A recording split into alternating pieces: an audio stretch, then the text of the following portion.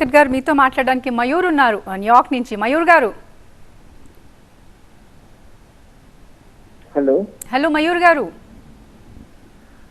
పద్మావతి గారు నమస్కారం అండి. నమస్కారం.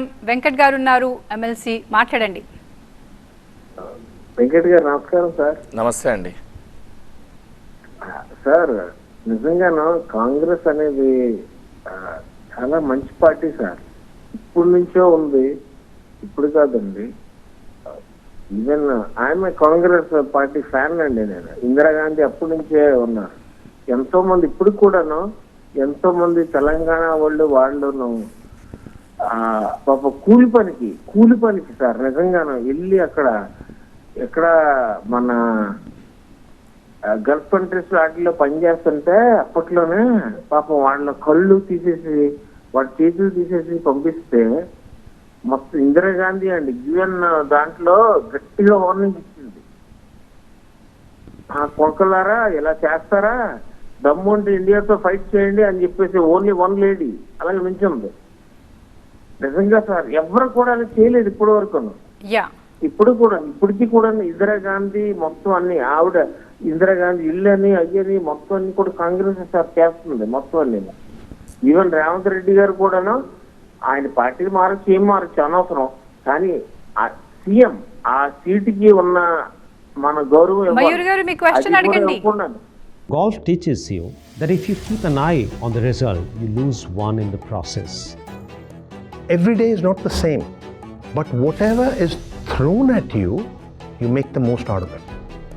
You're not hitting the ball. You're making a perfect swing. Hard work and practice is the only way you get that belief in yourself. This and more, streaming on News 9+. Subscribe now. Me question అడగండి. My question, sir, only one question, sir. I have only one question. Sir మీరు ఈ స్త్రీలకి ఆడికి కూడాను free bus అది ఇచ్చారు, ఏదంటే మీరు ఇదంటున్నారు, కానీ will it effect with the government or something the revenue please? ఎందుకంటే అది ఏమీ లేదు సార్. అది please you need to understand the thing. అంటే జనాలందరూ కూడా అది చాలా తేడాగా తీసుకుంటున్నారు. But we should not lose your revenue. Okay, right. మహిళలకి ఉచిత బస్ ట్రాన్స్పోర్ట్ ఇవ్వడానికి నేను చెప్తాను what is the main reason behind it. Telangana రాష్ట్రం ఏర్పాటు కోసము ప్రతి పిల్లగానికి కానీ ప్రతి ఒక్కరికి కూడా ఆ రోజు ముఖ్య పాత్ర. సరే బయటికి వచ్చి ఎంతమంది కొట్లాడినా ఇంట్లోండి ప్రోత్సహించి ఏ కష్టాన్ని ఎదుర్కొన్నదంతా కూడా మహిళలు. అటువంటి మహిళలకి తెలంగాణ రాష్ట్రంలో మేము మీకు ఉన్నాము, ఇది మీ ప్రభుత్వం అని చెప్పి వాళ్ళకి పడ్డ కష్టానికి ఏదైతే వాళ్ళు వేరే ప్లేసెస్కి వెళ్ళాలన్నా కానీ ప్రతి ఒక్కరికి కూడా తెలుసు. అంటే వాళ్ళు ఒక చోటికి వెళ్ళాలంటే మోస్ట్ ఆఫ్ ది ఉమెన్ మన దగ్గర విలేజెస్లో కానీ ఎక్కడ కానీ గుడికి వెళ్ళాలని ఎక్కడ వెళ్ళాలన్నా ట్రాన్స్పోర్టేషన్ సంబంధించి చాలా ఇబ్బంది పడతారు. 6 నెలలు 8 నెలలు సంవత్సరంకి వెళ్ళి వాళ్ళు ప్లాన్ చేసుకుంటారు. అటువంటి వాళ్ళకి ఈరోజు స్వయంగా వారు వెళ్తే సరే మనం ఎన్నో వాటిపైన మనం ఖర్చు పెడతాం, ఎన్నో స్కీమ్స్ తీసుకొచ్చినప్పుడు దాంట్లో ప్లస్ మైనస్ ఉన్నా కూడా మనం తీసుకొని వస్తాం. The major population of the state మహిళలు ఈరోజు అందరికంటే పెద్ద పాత్ర. సో వాళ్ళ కోసం ఈ రెవెన్యూ ఖర్చు పెట్టడం అనేది అంటే ఇండివిజువల్గా కానీ పార్టీ పరంగా కానీ 100% కరెక్ట్ అని చెప్పి నేను భావిస్తాను. అండ్ చాలామంది మహిళలు దాంతో హ్యాపీగా కూడా ఉన్నారు. అట్ ద సేమ్ టైం మహిళలు వచ్చినప్పుడు వారు ఒక్కరికే ఉచితంగా ట్రాన్స్పోర్ట్ ఫెసిలిటీ మనం కల్పిస్తున్నాం. వారితో పాటు వచ్చిన వారి కుటుంబ సభ్యులు వాళ్ళు టికెట్ కొనుక్కుంటారు.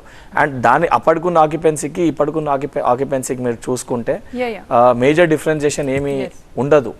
అండ్ ఇన్ఫ్యాక్ట్ దాన్ని ఇంకా చేసి బస్సెస్ పెంచి ఇంకొని తీసుకున్నారు. ఎందుకంటే ఆల్ ఆఫ్ ఎ సడన్ అన్ని పెంచలేకపోతున్నాం కాబట్టి కొంచెం ఈ రద్దీ ఇబ్బంది కొంచెం ఉంది. Even I do accepted.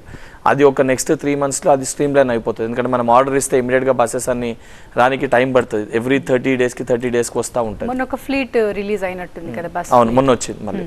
ఎందుకంటే ఆ ప్రొసీజర్ ప్రకారం వస్తుంది. సో 6 months 8 monthsలో everything will come in to stream line.